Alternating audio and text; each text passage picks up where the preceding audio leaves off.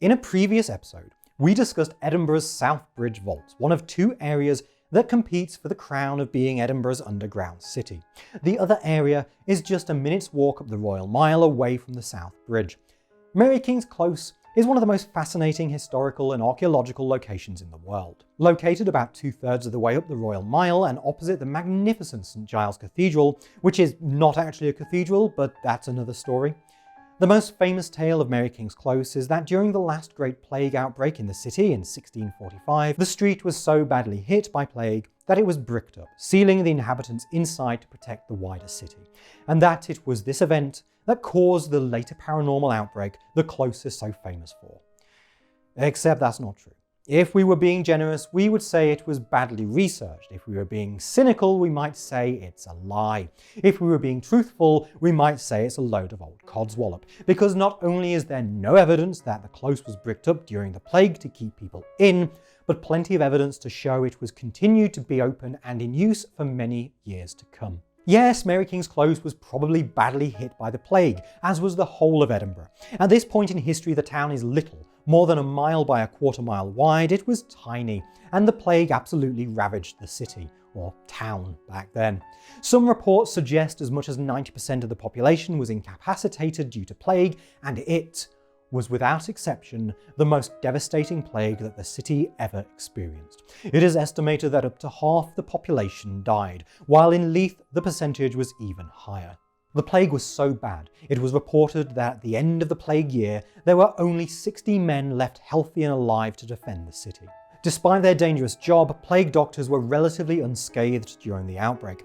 It wasn't for their masks, however, that wasn't what protected them. It was instead the horse dewormer they took beforehand.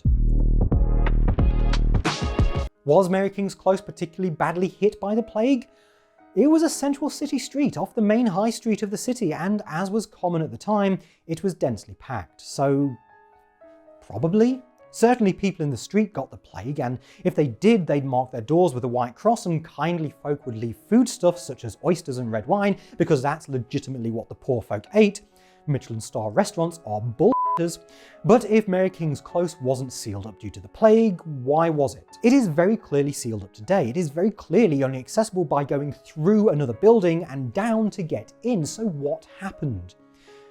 Progress.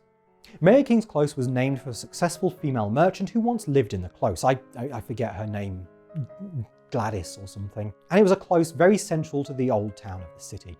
It stood directly opposite not only the aforementioned St Giles Cathedral, but also the Mercat Cross, where major announcements were made, near to the Tolbooth prison and law courts, and close to what were known as Luckin booths, essentially market stalls. It was very central and was the perfect place to build the brand new city chambers where the local politicians and councillors would work from. Tearing down the buildings to replace with new buildings is how progress, for good or ill, tends to work, so the city set about demolishing not just Mary King's Close, but several surrounding closes too. But there was a bit of a problem: Edinburgh itself. More specifically, the hills on which it was built. Mary King's Close ran down a steep hill, which means demolishing it to build a new building on the Royal Mile would require very deep, very expensive foundations to bring the city chambers up to street level. So the clever engineers behind the project made another proposal: shear off the upper levels of the closes and use the lower levels as foundations for the city chambers. Not only would this be more cost effective and time effective, it meant not everyone needed to move out of the closes, except the poor people who inhabited the upper levels, of course. So that's what they did in 1753, a full century after the bricked up alive story is supposed to be set. But here's the kicker: even then they didn't seal it off. People continued to live in the old closes, and it wasn't just the wastrels of society, but the wealthy also continued to reside there. The very last people to leave Mary King's Close were the Chesney family in 1902. Fun fact about them: patriarch Andrew Chesney was the proud owner of Scotland's first indoor toilet. So proud was he of his thunderbox, he would leave the doors open so passers-by could see him sat upon the throne. So Mary King's Close finally closed in 1902, and it would be several decades before it was revisited and became a very popular tourist attraction and one of the best preserved examples of historic streets in the world. The current operators of the site took it over in 2004 and have tried their best to erase the myth of the residents being bricked up alive, but before they took control of it, others had access to the property and found it to be supernaturally stimulating. The most famous spectral resident of Mary King's Close is that of Little Annie. In 1992, Japanese psychic Eiko Gibo was visiting the UK and took an opportunity to attend the recently excavated Mary King's Close. Gibo walked the labyrinthine streets before entering a small room in the lower areas. There she was suddenly struck by an overwhelming feeling of sickness, hunger, and cold, and when she tried to leave, felt the ghastly tug of a ghostly hand on her leg. The hand belonged to a girl identified as Annie, someone who died during the plague, and she was sad because she had lost her doll. Gibo immediately ran out to a store on the Royal Mile and returned with a brand new doll for the ghostly child. The doll, part of the Daisy Doll airline collection, seemed to make the child happy, and from that day forth, tourists have frequently left toys and items in what is thought to be Annie's house under Mary King's Close. Kindly tourists have created a shrine and left all manner of items since, including on one occasion a CD by Irish band Westlife. The kid died of the plague, why make her feel worse? Since Gibo's visit, people have continued to experience what they describe as a ghostly presence in the room, and Annie may well be the most famous non-royal ghost in the whole of the city. Mary King's Close is popular with ghost hunters the world over. Ghost Hunters International and Most Haunted Live among the televised investigations. Professor Caroline Watt of Edinburgh's Koestler Parapsychology Unit, who you may recall also investigated the South Bridge, did herself conduct an investigation. I was in a part of the close where no one else was supposed to be. I heard footsteps and the sounds of rustling clothing. From a professional point of view, I was annoyed because I thought it was someone intruding on our experiment. But when I asked the tour guides, I found out there was no one there. Other investigators, such as Richard Felix, have conducted their own investigations, once using a recording device to ask questions.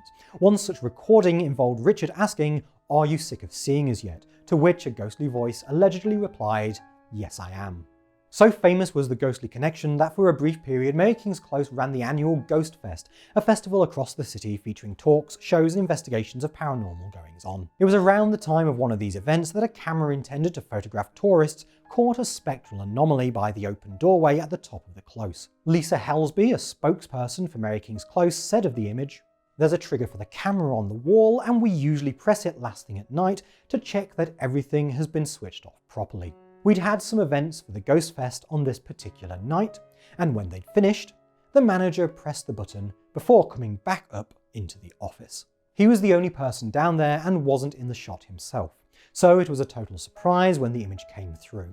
Many believe this to be the ghost of Mary King herself, while skeptics have pointed out the disproportionate size of the spook and that lighting anomalies could account for its appearance. I would also point to the convenient timing of the picture's publication coming during an event the venue would obviously want publicity for. Whether Mary King's Close is really haunted or whether there are more naturalistic explanations is of course in the eye of the believer. Myself, I just enjoy some spooky tales and some spooky history, something Mary King's Close has in spades. I hope you enjoyed that episode of Spooky History. Hit the bell icon and subscribe to be notified of new videos. Thanks for watching and please do have nightmares. Goodbye.